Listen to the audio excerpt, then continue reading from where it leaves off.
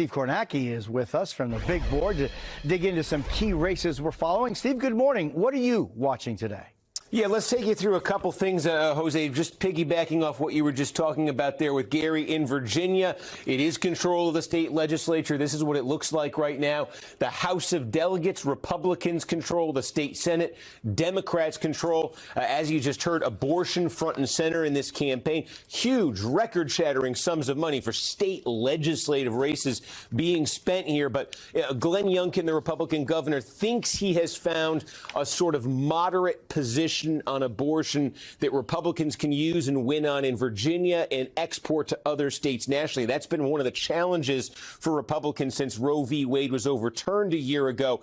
He thinks a 15-week limit, with exceptions for rape, incest, danger to mother's life, is a winning political position. Tonight is a test of that. There was a poll a couple weeks ago of Virginia voters on that question. Do you support or oppose a limit at 15 weeks? Basically right down the middle, 46 support, 47 opposed. So very interesting to see how that plays out tonight. Democrats certainly believe this has been an animating issue, one that could help them as well in 2024. If Republicans have a good night in Virginia, this might be a tactic and approach, what Youngkin has proposed, that you start seeing in other states from Republicans in 2024. Then you had Kentucky as well there, Beshear, Cameron. The dynamic, as Shaq said, Beshear is a popular governor. He's well-liked. He has high approval ratings. But keep in mind, it's Kentucky. It's a very red state. And when Beshear won 4 years ago, that's what you're seeing here. This is the 2019 race when Beshear first won the governorship. He won, but he beat a very unpopular Republican, and barely at that, by just over 5,000 votes. So what that means is,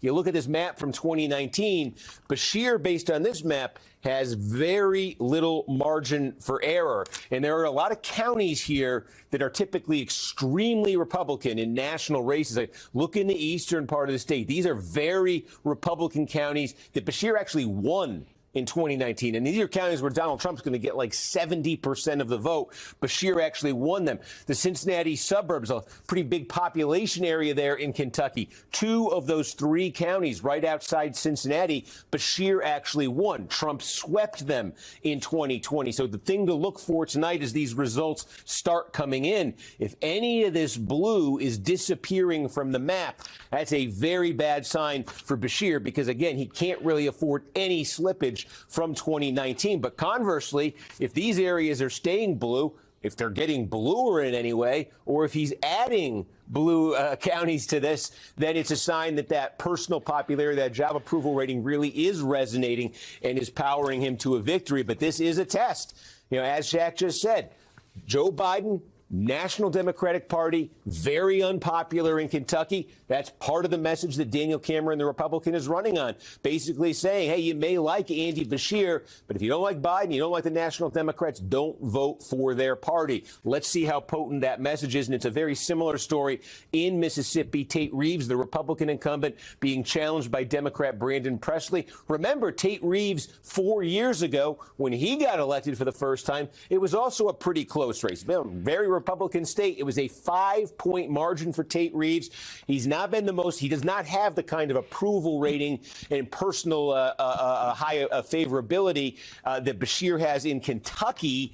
And you take a look here. Presley, his Democratic opponent, has run some conservative themes that could resonate in Mississippi. He calls himself, pro-life from womb to tomb is the term he's used. So again, if Reeves is going to hang on and get reelected in Mississippi, it's that same dynamic we're talking about in Kentucky.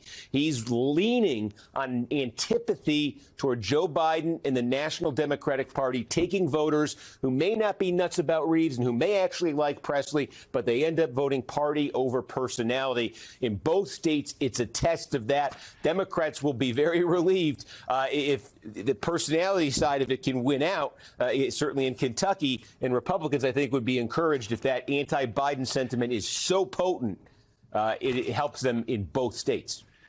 And Steve, real quick, back to Kentucky, those districts you were showing us that went Democrat for, in an unusual manner because of the last election. Are those districts that turned blue traditionally, you were saying, red, or is it that they change depending on if it's a presidential versus a gubernatorial race? Yeah, I mean, it's a couple things. In the press, there's 120 counties in Kentucky.